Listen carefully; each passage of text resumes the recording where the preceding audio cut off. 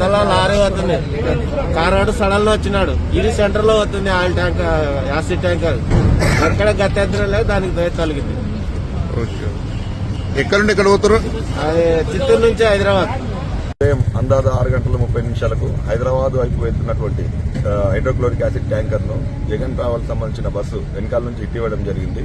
బస్సులో అందాజ ఆ టైంలో 30 నుంచి 40 మంది వరకు ఉంటారు. ఎవరు కూడా ఎటువంటి గాయాలు కలగలేదు, వెహికల్స్ డ్యామేజ్ అయ్యాయి. కాకపోతే ఆ వాల్వ్ ఒకటి పగిలిపోవడం వల్ల హైడ్రోక్లోరిక్ యాసిడ్ లీకేజ్ అవుతుంది. వాటిని వాటర్ కొట్టి న్యూట్రల్ చేస్తున్నాం. ఫైర్ వాళ్ళు కూడా వర్క్ చేస్తున్నారు. బయట నుంచి ట్యాంకర్ కూడా తెప్పిస్తున్నాం. వాటితో న్యూట్రలైజ్ చేసి క్లియర్ చేసేస్తాం.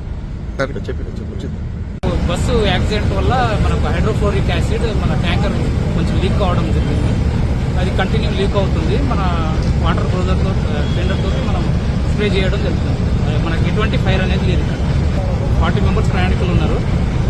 నెక్స్ట్ వచ్చేసి మనకు అది ఫైర్ కావడానికి అవకాశం అయితే లేదు. అది హైడ్రోక్లోరిక్ యాసిడ్ క్షేమంగానే ఉన్నారు. సో వాళ్ళు కూడా వేరే బస్సు